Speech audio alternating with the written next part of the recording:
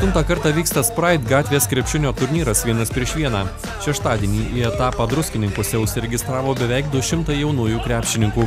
Varžybų dalyviai buvo suskirstyti į 3 amžiaus grupės. Turnyre buvo galima matyti ir žinomų krepšininkų atžalų.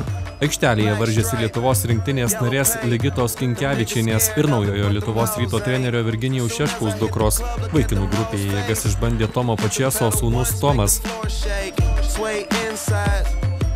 Aikštelėje grūmėsi ir buvusio Alytaus miesto mero Česlovo Daugėlos sūnus Dominykas.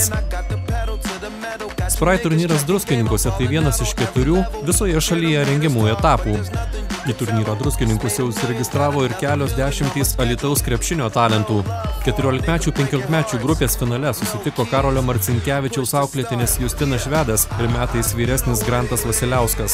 Rungtynėse dėl pirmos vietos vienu pajėgiausių šalies jaunųjų krepšininkų tituluojamas Grantas Vasiliauskas pranoko Justiną Švedą, nugalėdamas jį 8-3. Kas buvo sunkiausia? Aišku, finalas. Daugiausiai tampos. Tai kokie tikslai Palangoje? Aukščiausia, pirmą vietą. Kokią savo stipriausias savybę išskirti? Iki rungtynių pradžios 30 sekundžių. Viską tobulinu ir ką panaudoju.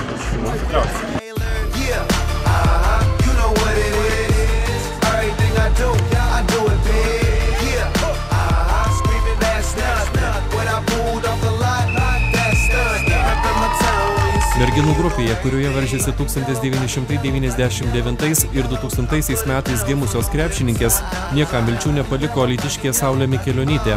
14-metė iškovojo 5 pergales ir finale susitiko su metais vyresnė alytiškė Indrė Kareivaitė. Finale rezultatu 4-2 pergalę iškovojusi Saulė Mikelionytė tapo savo grupės nugalėtoja. Finalas buvo apkasus, ar ne? Jo, su savo komandos nare žaidžiau, tai buvo tikrai labai sunku, bet laimėjau. Keliauji į Klaipėdą, kokie tikslai? Laimėti, aišku. Čia ir ūkdomi tie yra gal ateities lyderiai, ateities žvaigždės, gal kažkur tai galima ir pamatyti tą žaidėją, kuris po kažkiek tai metų bus gal netgi rinktinės žaidėjas. Nu, įstrigo vienas yra prieš keletą metų ir praeitais metais teko stebėti, tai tas, ko profesionaliam sporte gal žaidėjams pritrūksta to begalinio noro. Čia neatimsi to noro nugalėti, to noro žaisti tą krepšinį ne vienam. Vis dėlto krepšinis tai turi būti aistra, o po to tik tai darbas. Renginio metu vyko dėjimų į krepšį varžybos.